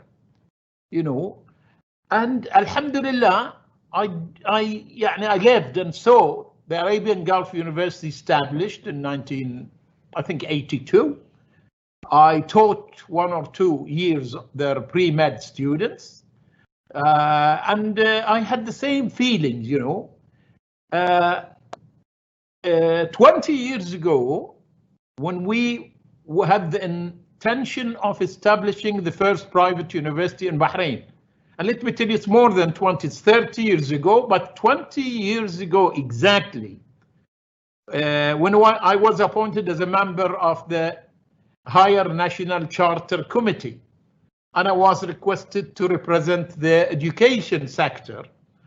And I was asked the same question, okay, you want to establish Ahliauniversity, and it was originally a GCC university, and there was no private universities in the whole area, because it started in 1981 or 80, and then we went on till I think the first university was established in Sharjah, and then the others, But I was asked that question, how do you want to see the education in 10 or 20 years, And my answer was, because I am a graduate from Manchester University when I did my PhD, and I remember they always used to take us to a very big room with an IBM computer, and they tell us this is the first computer in the world. It's been done here.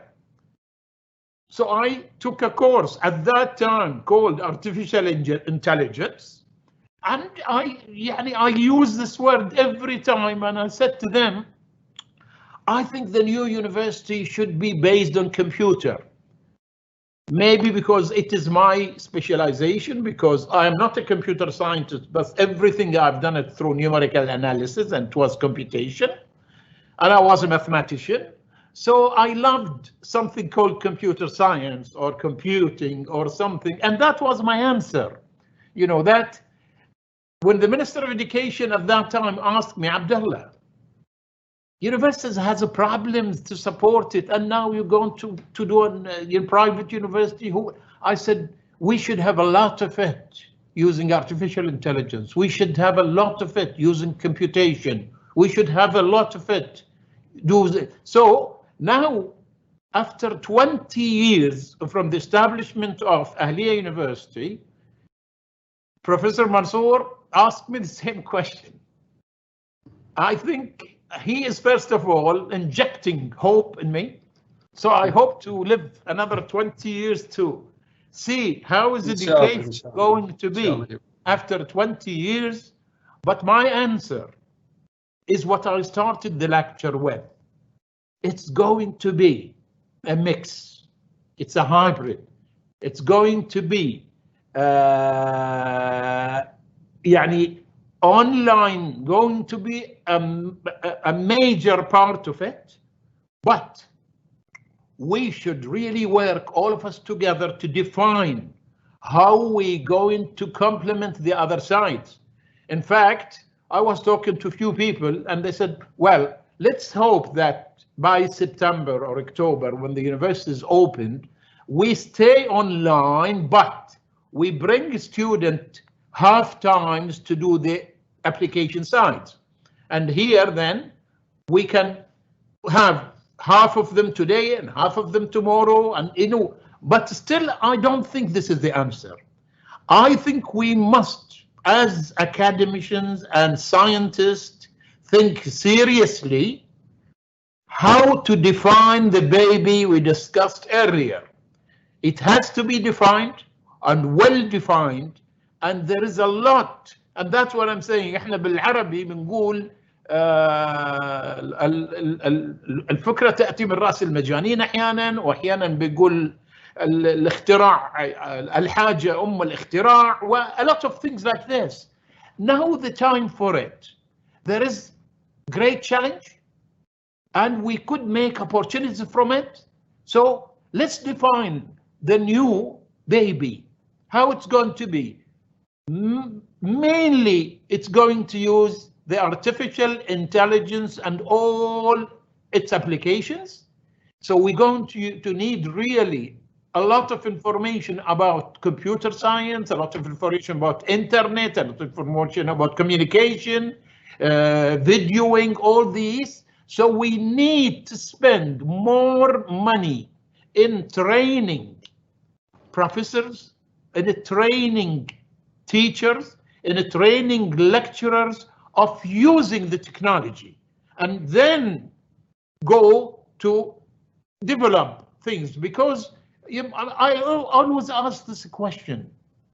Sometimes you buy a very complicated TV or even complicated car, and you do not know how to use all the options.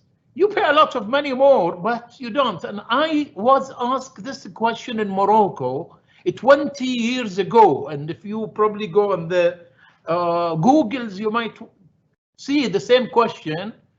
I was attending the what they call the Euro money or something in Morocco about 20 years ago, and this question came to me, and I said, we have spent a lot of money in technology, but we did not spend enough money on training the users of technology. So I think really the answer, it's going to be a lot of online. I agree with the Professor Radley, maybe it shouldn't be called online, it could be called anything else, but it is going to be using the connection and the IT, and you never know. I always also, we discussed it, 20 years ago, we couldn't believe that I can talk to you like this. Maybe in another 20 years ago, I can smell you also, so the technology, is there. So I'm hoping that we have the courage to work together, and we learned one thing, and I keep repeating that. The whole world should learn that collaboration for a better future for the whole world is my message. Let's not go politically who started this virus and where it's come and start to convert things. No, let's talk about how can we go ahead and live with it and improve our lives. And it's all through education. Education going to graduate the doctors, the medical doctors, the engineers, the computer scientists who's going to tell us. So a better education is the future. And I would like to end by making sure every country should invest enough in education. When I say education, I say training the educators to be educators, to be able to.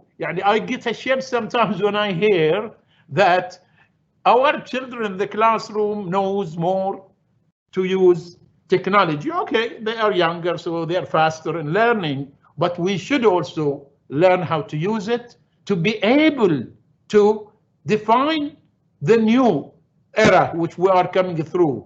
But it's very clear it's going to be mainly based on artificial intelligence applications, a lot of it, and it's now our turn to define the rest.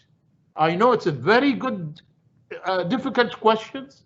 The most difficult question Dr. Mansour asked Professor Rahab and Professor Merli, and even Polytechnic, even when we thought of starting the Polytechnic many years ago, the question was, is it going to be another university or is it going to be different? Alhamdulillah, up to now, it's different. But I hope they don't convert another university, then we'll start again another Polytechnic, because during my life, this is not the first Polytechnic. We used to have Gulf Polytechnic, and now we come to Bahrain Polytechnic. I do hope we don't go to Manama Polytechnic in 10 or 20 years.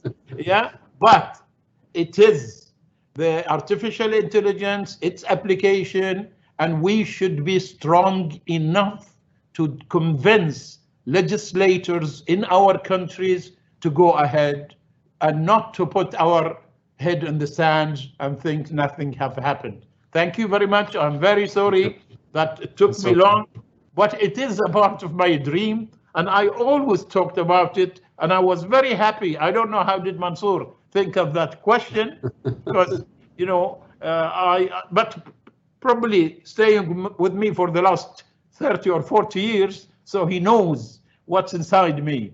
Thank you very much, and I'm very, very happy to be with all of you. And I must congratulate Dr. Isra for a great forum, and thanks everybody, and I hope we can meet you again all. Thank you very much. Thank you very much. Thank you. Dr. Isra, what do you want to do? Do you want to take a few questions, or shall we give a concluding remark? Because it's been 2 hours. Well, I think, can we do 2 questions, but we would like to keep the answers very short and concise. And then we can conclude in 5 minutes. Yeah? Okay. One question is here for, as we talked about Bahrain Polytechnic, it's for Miss Emma. They're asking a question about, does Bahrain Polytechnic use any virtual lab or simulation tool to assist their practical courses? Now, yes, we didn't use yet, but we are investigating to do so for the engineering program, okay, and some technical programs. However, this, as we said, and as mentioned by my colleagues here, since we were responsive at the beginning and we were actually managing the situation with whatever we had, now it's the time, especially during summer, to investigate what kind of tools that we will be using for our students. And again, I want to emphasize this will not eliminate the fact that we would need students to be in campus to do hands-on. Yes, but we are investigating.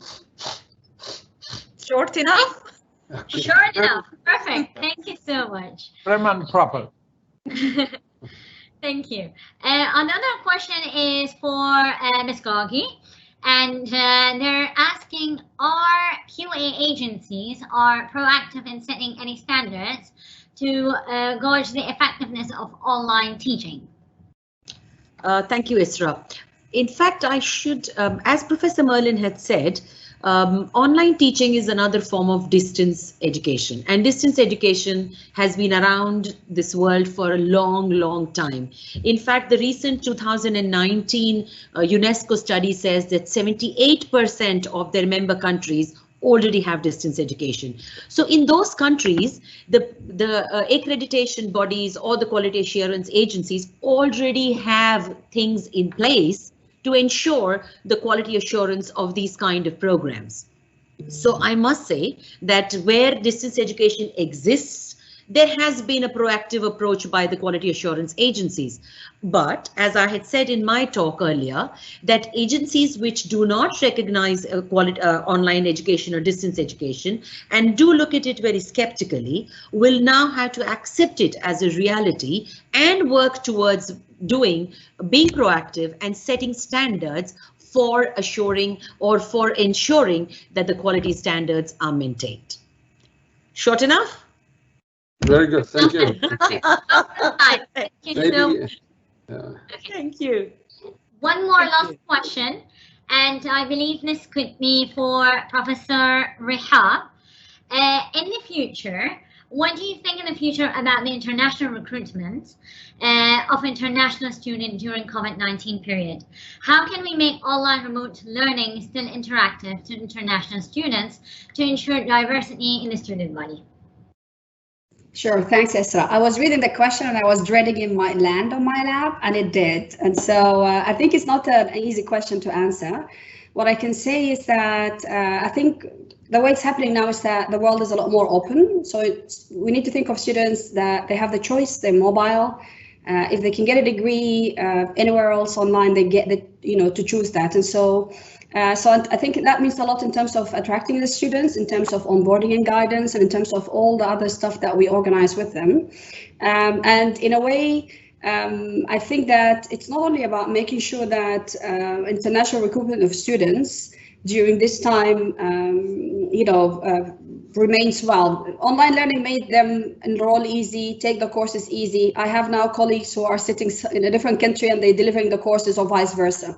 But I think it should be more about what would it bring to them? Why would a student join my institution that comes from a different place? And what do they think they might get here that has a different flavor? If I may end on that short note. Thank you. Thank you very much. All right. I think we have covered most of the questions by the audience. We have merged them somehow. So I would like to give the floor for Professor Mansour to give the closing remark in a very short closing remark. As short as I can, Dr. Isra. I think just in case I forget at the end to thank everybody, I think it is an opportunity that we thank you really deeply for your contributions. I have really honestly learned a lot. I think it has been a very enriching experience. I think all that was said really will add to the field of knowledge. I think we've learned from each other. And I really would like to say that, the more we open new pages, the more we realize this newly born coronavirus challenge is bringing us more and more opportunity, and I think it is setting us on the right track. And sometimes it's a bit difficult to say we should not be talking about traveling with the camel when the airplane is here. I think we are here. I think the new ship is here to take us through. Yes, there are challenges, but there are opportunities. I think somebody mentioned from the panel that, and I mentioned it before, and I've heard it mentioned many times, I think Professor Merlin mentioned it, I can employ a professor who is a leader in a field to teach a course for me in the university, no matter where he is. And then I can utilize the world knowledge. So I think there are some challenges, and I think they've been mentioned by the panel. Who are we really graduating? And how do we close the gap between us and the employers? The more we try to close this gap between universities and employers, the more successful we are, which means we'll have job-ready graduates. And I think we should all put our minds and think how to achieve that. But if you allow me just a couple of minutes, I'll go to individual speakers and I will highlight the key things which will really I could say it in general, but I think it's only fair to relate it to the right speaker. So Dr. Isra, please just give me a couple of minutes. I think Professor Abdullah, I don't know, whichever direction I take it, it makes sense to me. I think if I start from the collaboration side, it makes sense, but maybe I will start from the right-hand side. We said food, health, and education, and to me, then you alluded to education and poverty. That's the next stage, and then the next way forward, and that's linked to strategy and infrastructure. If you put all of these together, and there is collaboration, there is hope, and there's future for all of us. I think that's what the message, the strong message that you have put based on all the years of the wealth of experience that you have accumulated. I think Professor Merlin, sometimes he worried me what he said, and sometimes he made me happy. So he said, you know, we should research. That's good. He said that we should research into useful teaching, and the word useful teaching sort of, you know, stuck with me. I like that. He mentioned, you know, the issue of academic tolerance and tolerance of poor teaching. You know, how we should not be tolerant of poor teaching. That is, in my view, a very key point. And he said also there is a worry that some universities are using teaching money to fund research. So he's worried about the teaching side. And he talked about we should think of the skills for the digital economy rather than skills of the past. And he said we should design for employment, not for graduation. And that's what I meant by closing the gap. And he also said we should be learning towards teaching rather than research. I think if I got it right, I think there are key points which are really worth looking deeper into. Professor Rahab, and she raised an issue, you know, what are we expecting from higher education institutions? And she said we should talk about transform rather than conform. You mentioned that we should be thinking of transformation rather than conformation. And you talked about readiness for change. And I think we should always be ready for change, because change really is happening every day, but sometimes we don't see it. A bit like a child growing, we're watching him every day, but we don't notice. Professor Rahab also mentioned about robot-proof graduates, you know, how do we look into that, and humanics, and the issues of autonomy and lifelong workers. And we should focus on character building qualities of graduates. And she said, never let, you know, she quoted Churchill, and I like that saying, never let good crisis go to waste. Yeah, he didn't say never let a good opportunity, never let good crisis go to waste. Miss Gargi, she talked about emergency remote teaching, and she mentioned 3 issues, which I thought they were key issues. That's why I wrote them down. She said, with this emergency remote teaching, and I like that terminology, but I think we should remove the word emergency soon. It's emergency for a while, it will not be emergency for a long time. I think we're all learning, it's no longer emergency. You talk about planning issues, inequality issues, which mentioned a number of inequalities, and you talk about privacy issues. Yes, there are privacy issues, and students are worried about privacy of being online. Miss Emma from Bahrain Polytechnic, she talked about the Polytechnic, and clear and comprehensive information must be made available to students. And she talked about social services must continue to be active in the universities. We should not sleep on them. And she said we must continue to self-evaluate. And I'm really happy to say that in Ahliya we developed a number of questionnaires to students, even focused questionnaires on well-being and focused questions on governance, in order to see the way forward. And she talked about building good relationship with students. I think, you know, to really conclude overall, there is a lot we can say, but you know, the concept of virtual university and is coming our way.